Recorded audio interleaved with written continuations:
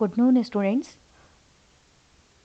हम UGC net first paper के लिए प्रिपेयर कर रहे हैं और जो फर्स्ट पेपर है उसकी सभी क्लासेस फ्री हैं जैसा कि आप जानते हैं।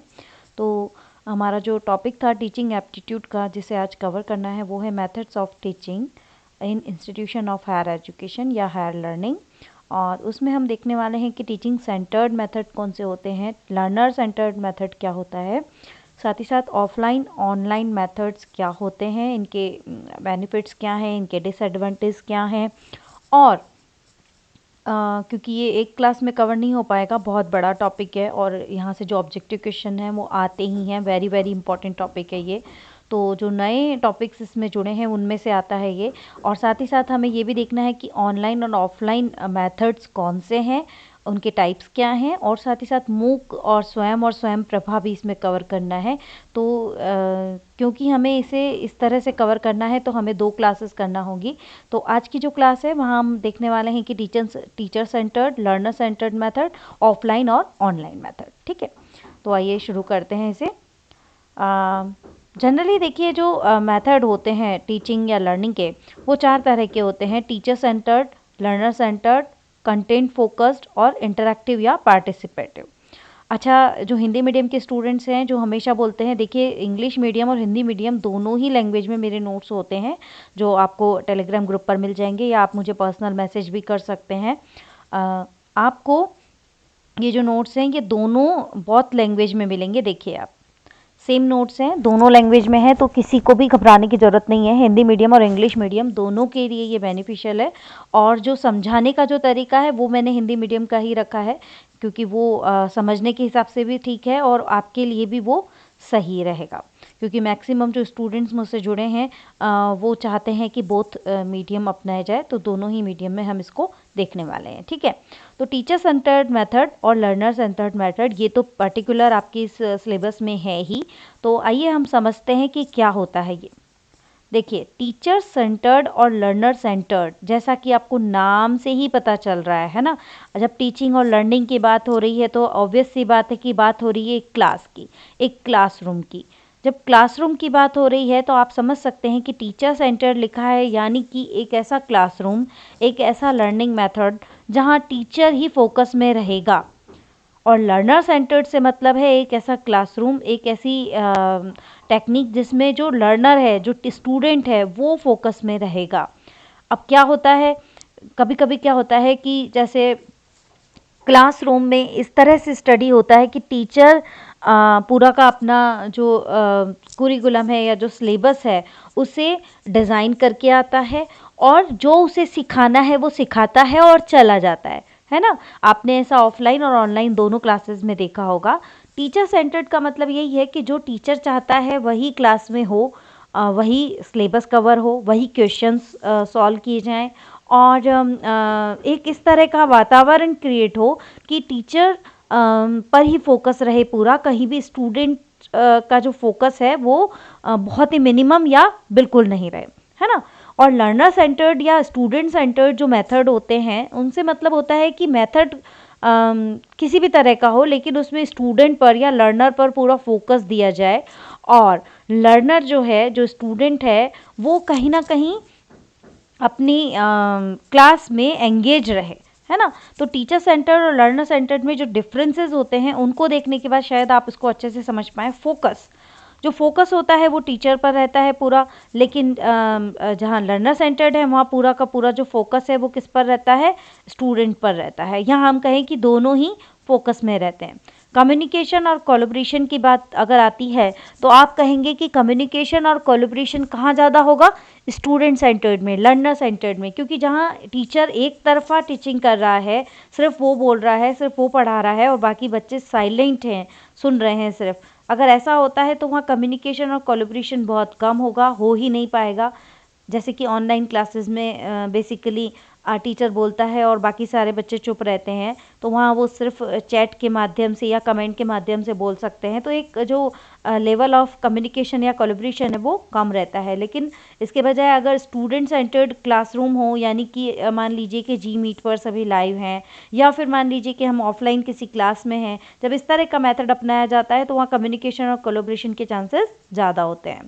Then role of student, role of student की बात करें तो टीचर सेंटर्ड अप्रोच में रोल ऑफ स्टूडेंट 0 या बहुत ही कम होगा, लेकिन लर्नर सेंटर्ड में रोल ऑफ स्टूडेंट अच्छा खासा रहेगा।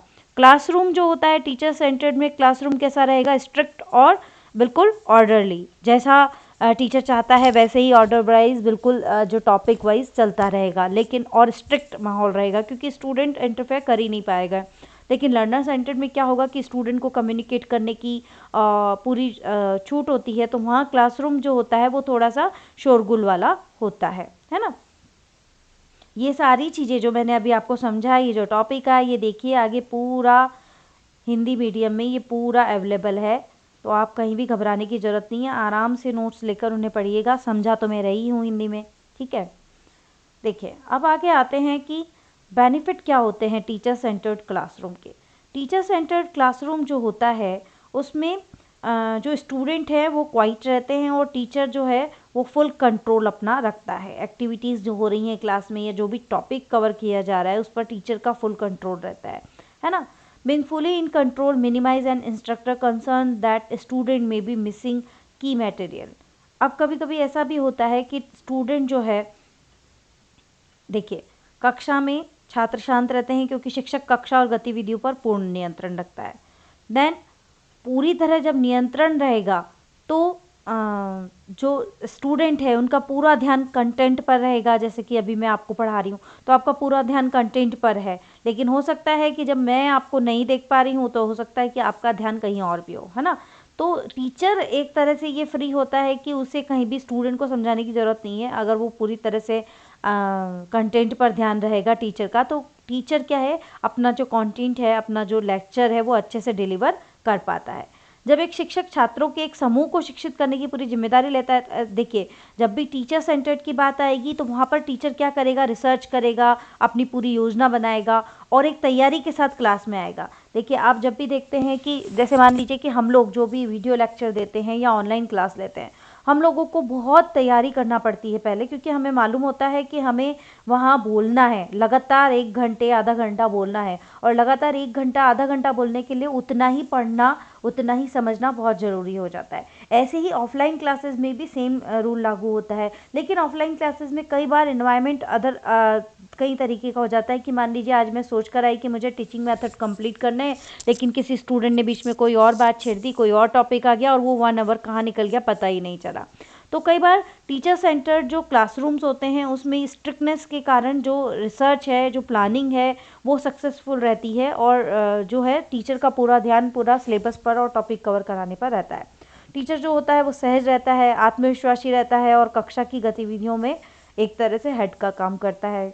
और स्टूडेंट क्या है, पूरी तरह से जानते हैं कि हमको कहाँ फोकस करना है, टीचर पर, हमको उनको सुनना है ना। उनका ध्यान कहीं भी एकदम से डाइवर्ट, क्योंकि वो जानते हैं कि वो इंटरफेयर कर ही नहीं सकते, कम्युनिकेट कर ही नहीं सकते, तो उनका पूरा ध्यान सिर्फ इसी बात पर रहता है कि टीचर क्या बोल रहा है, ठीक है। देन ये जो मेथड है टीचर सेंटर्ड या शिक्षक केंद्रित जो मेथड होता है, इसकी कुछ कमियां भी होती हैं। क्या कमियां होती हैं इसकी? टीचर सेंटर्ड की सबसे अच्छी कमी क्या है? सबसे पहली जो कमी है उसमें हम उसको कमी कहें या हम उसको कहें कि जो टीचर सेंटर्ड मेथड है उसमें जो तरीका अपनाया जाता है वो रोचक बना सकता है, प्रशिक्षक पाठ को रोचक बना सकता है। इसका मतलब ये है कि मान लीजिए कोई बहुत बोरिंग टॉपिक है, तो उसकी कमी क्या हो गई कि आप बोरिंग टॉपिक को रोचक बनाकर पढ़ा तो रहे हो, या आप बहुत ही कठिन टॉपिक को रोचक बनाकर पढ़ा रहे हो, लेकिन स्टूडेंट को वो समझ में आ रहा है या नहीं ये पता नहीं होता। छात्र अकेले काम करते हैं, और हाँ देखिए जब टीचर सेंटर्ड रहेगा तो स्टूडेंट को अकेले ही सब समझना है, कहीं भी टीचर उसकी हेल्प नहीं कर पाता या बहुत ही मिनिमम चांसेस होते हैं हेल्प करने के। देन जो बहुत ही एक इम्पॉर्टेंट टास्क है स्कूल या हायर एजुकेशन में कि आपको ये सीखना चाहिए कि कोलैबोरेशन कैसे करते हैं, आपकी जो कौशल है उसका विकास होना चाहिए, तो वो नहीं हो पाता। यानी कि एक स्टूडेंट के अदर जो क्वालिटीज़ हैं उसका डेवलपमेंट नहीं होता, उसको कहीं ना कहीं उसे सिर्फ सुनना है और अप्लाई कर देना है। छात्रों के पास अपने संचार और महत्वपूर्ण सोच कौशल विकसित करने का कम अवसर होते हैं। यही टॉपिक अभी कम्युनिकेशन करने का अवसर नहीं मिलता, तो कम्युनिकेशन की जो उसमें जो एक कहेंगे कौशल होता है ना, स्टूडेंट्स बोलना कहाँ सीखते हैं, उनका पर्सनैलिटी डेवलपमेंट कहाँ होता है, एक क्लासरूम में। अगर क्लासरूम का एनवायरनमेंट स्ट्रिक्ट होगा, मान लीजिए कोई एक ऐसा टीचर आपको याद आ रहा हो आपका स्कूल में, जो इतने स्ट्रिक्ट हो कि आप उनके सामने बोल ही ना पाते हो, जब इस तरह के टीचर होते हैं तो वो टीचर सेंटर्ड कहलाएगा। और वो टीचर जब किसी स्टूडेंट को जवाब नहीं देते या बोलने ही नहीं देते, तो स्टूडेंट के जो कन्फ्यूजन्स हैं या स्टूडेंट जो समझना चाहता है वो कहीं ना कहीं डीमोटिवेट हो जाता है और वो उस क्लैरिफाई नहीं कर पाता, बोल नहीं पाता, तो वो स्टूडेंट का जो डेवलपमेंट है वो वहीं रुक जाता है ना। देन उसके बाद जो सेकंड है स्टूडेंट या लर्नर सेंटर्ड। लर्नर सेंटर्ड या स्टूडेंट सेंटर्ड, जैसा कि मैंने आपको समझा दिया क्या होता है, इसमें स्टूडेंट और टीचर दोनों के बीच कम्युनिकेशन होता है, किसी भी तरीके से हो, या तो वो क्लास के बीच में कम्युनिकेट करें या वो आफ्टर क्लास कम्युनिकेट करें, कभी भी, लेकिन एक कम्युनिकेशन का जो लेवल होता है वो बना रहता है। एक टीचर अपने स्टूडेंट्स के साथ अच्छे से कम्युनिकेट और कोलैबोरेट करता है, तो वो स्टूडेंट सेंटर्ड हो गया। इसमें क्या होता है, स्टूडेंट का पूरा डेवलपमेंट होता है, वो कहीं ना कहीं अच्छे से हर चीज़ को सीखता है और उसकी अपनी कम्युनिकेशन लेवल भी डेवलप होता है। फिर इस तरह के एनवायरनमेंट में क्या होता है कि स्टूडेंट को रुचि अच्छी रहती है, वो इंटरेस्टिंग तरीके से सारी चीज़ें सीखते हैं, क्योंकि वो वहाँ सक्रिय रूप से भाग ले रहे होते हैं। सक्रिय रूप से भाग लेने के कारण उनका इंटरेस्ट क्या रहता है, बना रहता है, और वो स्वतंत्र रूप से उसमें पार्टिसिपेट कर पाते हैं, क्योंकि वो आपस में भी बातचीत कर पाते हैं। जब इस तरह की क्लासरूम होगी, मान लीजिए कि अभी मैं आपको कोई प्रोजेक्ट दे दूं या आपको कोई इस तरह का टास्क दिया जाए, कोई क्वेश्चंस दिए जाएं जिसमें आप सभी को अपने फ्रेंड्स के साथ मिलकर आंसर करना हो, तो वहाँ क्या होगा, एक फ्री इन्वायरमेंट होगा, आप कम्युनिकेट कर पाएंगे, आप इंटरेस्टिंग तरीके से उसे सीखेंगे और साथ ही साथ आपका जो है डेवलपमेंट भी होगा। तो ये स्टूडेंट सेंटर्ड मेथड इस तरह के होते हैं। देन इनमें भी कुछ कमियां होती है। क्या होता है कि कक्षा में जो क्लास होती है वहाँ एक शोर का वातावरण बन जाता है ना। और कभी कभी ऐसा भी होता है कि कक्षा प्रबंधन, क्लास मैनेजमेंट जो होता है वो टीचर के लिए एक बड़ा टास्क बन जाता है। आपने देखा होगा स्कूल में कभी कभी ऐसा होता था कि टीचर कुछ पढ़ाना चाह रहे हैं लेकिन क्लास कुछ और ही चाहती है, क्लास में बच्चे शोर कर रहे हैं, किसी टॉपिक पर बात करना चाहते हैं टीचर से, और जब ऐसा होता है जो टीचिंग जो एक्टिविटी है वो कम हो जाती है और क्लास में बातचीत ज़्यादा होने लगती है ना। व्याख्यान पर कम ध्यान देने से ये टेंशन हो जाती है कि कुछ छात्र महत्वपूर्ण जानकारी से चूक जाएंगे। हाँ, कई बार ऐसा भी होता है कि क्लास में टीचर पूरे मन से आया है कि वो आज ये टॉपिक कवर करेगा, लेकिन स्टूडेंट्स उनका ध्यान डाइवर्ट कर देते हैं और ध्यान डाइवर्ट होने के कारण स्टूडेंट्स का ही लॉस होता है। हालांकि जो पार्टिसिपेशन है वो अच्छा रहता है, लेकिन कुछ स्टूडेंट हैं जो पार्टिसिपेटरी नहीं होते हैं ना। कुछ स्टूडेंट क्लास में ऐसे होते हैं जो इंट्रोवर्ड होते हैं, जिन्हें बात करना, बोलना, कम्युनिकेट करना, पार्टिसिपेशन करना पसंद नहीं होता, तो उनका फिर डेवलपमेंट नहीं हो पाता इस तरह की अवस्था में। ठीक है, तो ये था टीचर सेंटर्ड और लर्नर सेंटर्ड। आई होप आपको यहाँ तक समझ में आ गया हो। तो अब हम देख रहे हैं आगे ऑनलाइन एंड ऑफलाइन लर्निंग क्या होती है और उसके क्या मेरिट्स और डीमेरिट्स हैं।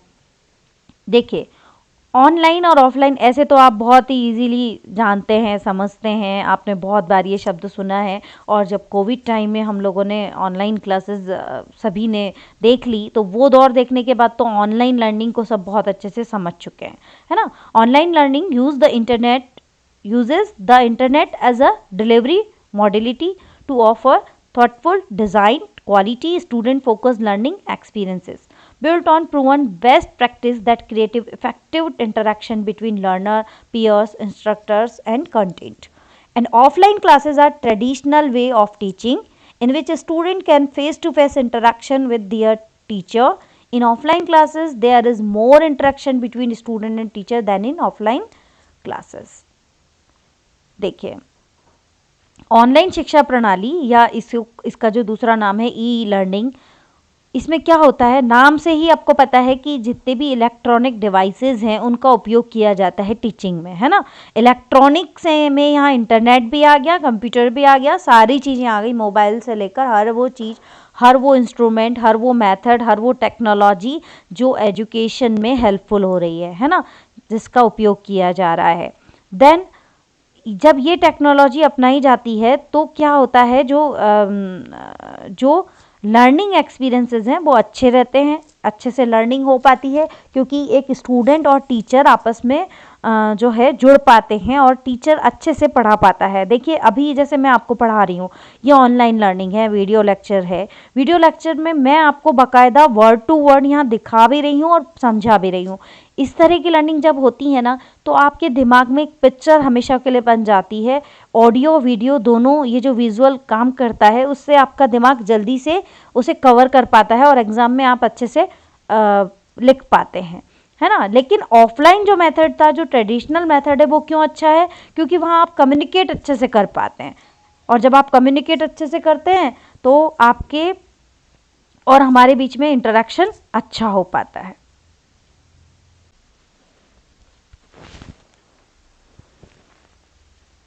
आइए अब समझ लेते हैं कि ऑनलाइन और ऑफलाइन जो मेथड्स हैं, दोनों में क्या डिफरेंसेस हैं, या हम कहें कि क्या बेनिफिट्स और डिसएडवांटेज हैं दोनों ही मेथड के। तो पहले हम देखते हैं कि ऑफलाइन जो मेथड है, ऑफलाइन जो टीचिंग मेथड होता है, वहाँ किस तरह के बेनिफिट्स रहते हैं और किस तरह की डिसएडवांटेज रहती हैं। देखिए बात करें बेनिफिट्स की, तो इंडिविजुअलिस्ट मॉनिटरिंग हो पाती है। अगर ऑफलाइन क्लास हो रही है तो एक टीचर हर बच्चे पर ध्यान दे पाएगा, है ना, मॉनिटरिंग आसान हो जाएगी, इंडिविजुअल मॉनिटरिंग हो पाएगी।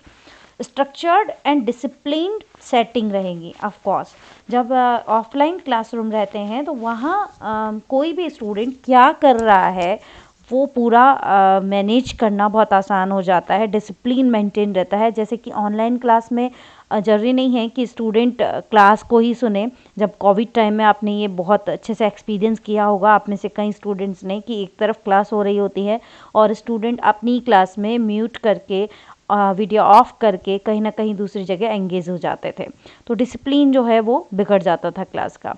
तो स्ट्रक्चर्ड रहता है और डिसिप्लिन रहता है जब ऑफलाइन क्लासेस होती हैं। फेस टू फेस इंटरेक्शन हो पाता है, जो बहुत ज़रूरी है कि क्लासरूम के लिए। अगर फेस टू फेस इंटरेक्शन होता है तो एक टीचर एक स्टूडेंट को बहुत अच्छे से समझ पाता है, और स्टूडेंट भी टीचर्स के फेशियल एक्सप्रेशन से बहुत अच्छे से चीज़ों को समझ पाते हैं। देन इंटरपर्सनल स्किल डेवलपमेंट होता है। ऑफ कोर्स जब आप क्लासरूम में होते हैं, आप कई लोगों के बीच में बैठकर बातचीत करते हैं, कम्युनिकेट करते हैं, तो वहाँ आपका इंटरपर्सनल स्किल डेवलप्ड होता है। कॉम्पिटिटिव एटमॉस्फेयर, ऑफ कोर्स जब क्लास में कोई टीचर क्वेश्चंस पूछता है या कोई टास्क आपको देता है कंप्लीट करने के लिए, या क्लास टेस्ट वगैरह होते हैं, तब एक कॉम्पिटिटिव एटमॉस्फेयर डेवलप हो जाता है। एक इन्वायरमेंट इस तरह का क्रिएट होता है कि आपस में कंपटीशन बन जाता है कि कौन आंसर पहले देगा, और इस तरह के इन्वायरमेंट में डेवलपमेंट अच्छा होता है, क्योंकि थोड़ा सा कंपटीशन भी बहुत अच्छा रहता है डेवलपमेंट के हिसाब से स्टूडेंट्स के लिए। ठीक है, तो ये कुछ बेनिफिट्स थे ऑफलाइन क्लासेस के, ऑफलाइन एजुकेशन के। देन डिसएडवांटेज क्या रहती हैं? Fixed location. मान लीजिए कि आप में से बहुत सारे स्टूडेंट बहुत दूर रहते हैं अपने स्कूल या कॉलेज से, तो उन्हें वहाँ आके ही रहना होगा और अपनी क्लासेस अटेंड करनी होगी, क्योंकि ऑफलाइन क्लासेस का एक फिक्स्ड लोकेशन होता है। अब फिक्स शेड्यूल, क्लासेस का एक फिक्स शेड्यूल होता है, आप अगेन दोबारा उस क्लास को देख या सुन नहीं सकते अगर वो रिकॉर्डेड नहीं है तो फिक्स शेड्यूल होने के कारण आपको उसी टाइम पर ही वहाँ प्रेजेंट रहना बहुत ज़रूरी है।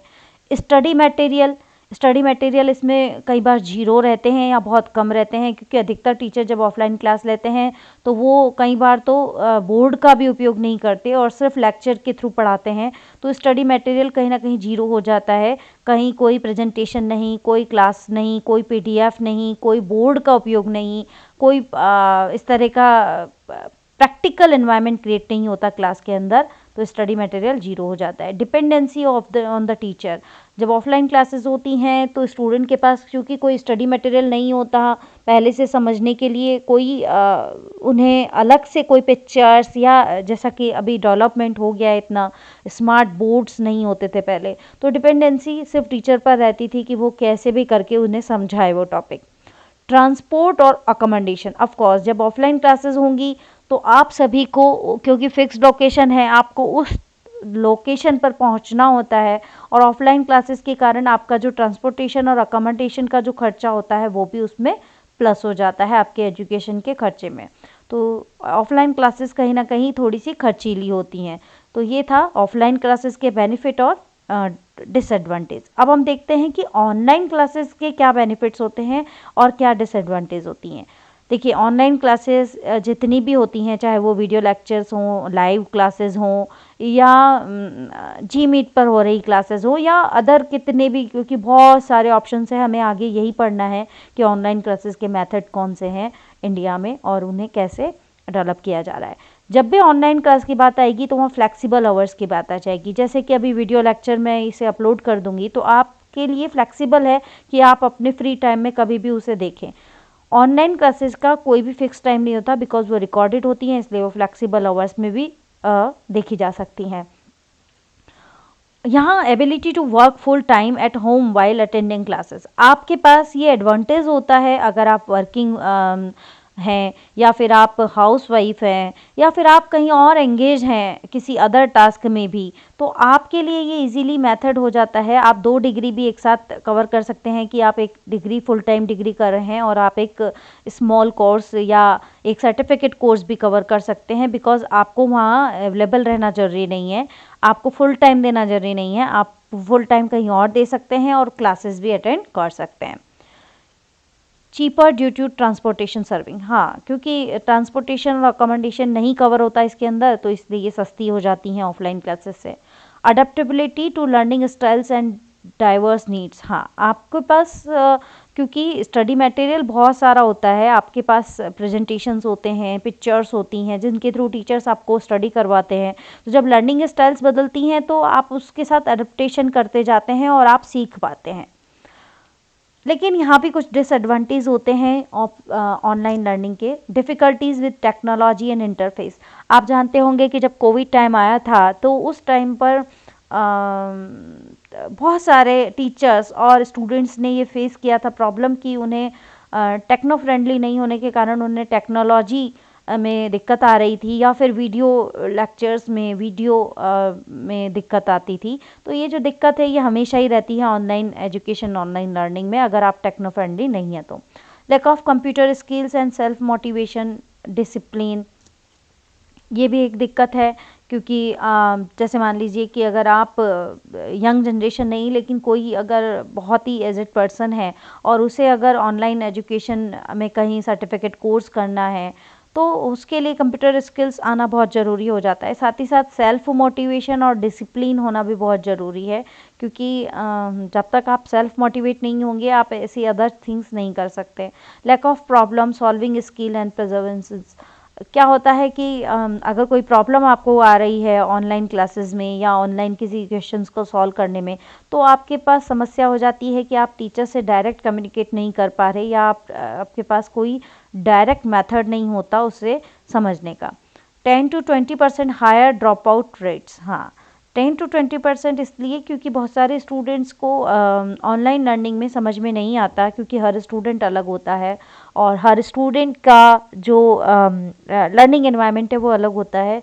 तो हो सकता है कि ऐसा कहते हैं कि 10 to 20% जो स्टूडेंट्स होते हैं वो जो है ड्रॉप आउट हो जाते हैं ऑनलाइन लर्निंग में। ठीक है, तो ये ऑनलाइन और ऑफलाइन लर्निंग तक हमने ये चारों मेथड को अभी समझ लिया कि teacher centred, student centred, online और ऑफलाइन मेथड क्या होते हैं लर्निंग के और टीचिंग के। अब हम कल देखने वाले हैं जो बहुत सारी टेक्नोलॉजी इंडिया में आ गई है, ऑनलाइन मेथड्स आ गए हैं, वो क्या हैं, मूक क्या है, स्वयं प्रभा क्या है, और अदर टेक्नोलॉजीज़ क्या आ गई हैं, क्या किस तरह के मेथड्स होते हैं ऑनलाइन ऑफलाइन के, और कौन कौन से मेथड अपनाए जा रहे हैं, वो सब नेक्स्ट क्लास में होंगे, जहाँ से बहुत बहुत ज़्यादा क्वेश्चंस आते हैं। तो आप उस क्लास को ज़रूर से सुनिएगा और ज़रूर आपके एग्ज़ाम में वहाँ से कहीं ना कहीं क्वेश्चन आ ही जाएगा। ठीक है, तो ये था आज की क्लास। अब हम कल मिलते हैं नेक्स्ट क्लास के साथ, जिसमें हम उन सारे टॉपिक को कवर करने वाले हैं। आपको अगर ये वीडियो अच्छा लगे, समझ में आया हो, तो प्लीज़ कमेंट में लिखकर मुझे ज़रूर बताइएगा कि आपको कैसा लगा। मुझे मोटिवेशन मिलता है वहाँ से, आपके कमेंट से। लाइक ज़रूर कीजिएगा, और क्योंकि ये क्लासेस फ्री हैं तो आप अपने अदर फ्रेंड्स के साथ ये शेयर कर सकते हैं, नोट्स भी और क्लासेस भी, और हो सकता है किसी के लिए बेनिफिशियल रहे जो बहुत ज़्यादा खर्चा नहीं करना चाहते महंगे महंगे कोचिंग पे। ठीक है, तो बताइएगा ज़रूर कि आपको मेरा समझाने का तरीका कैसा लगा। मिलते हैं नेक्स्ट क्लास में। अगर आपने चैनल को अभी तक सब्सक्राइब नहीं किया है तो प्लीज़ इसे सब्सक्राइब कर लें और बेल आइकन प्रेस करके नोटिफिकेशन ऑन कर लें, ऑल नोटिफिकेशन, जिससे आपको आने वाले सभी वीडियो के अपडेट्स मिल जाया करेंगे। Thank you.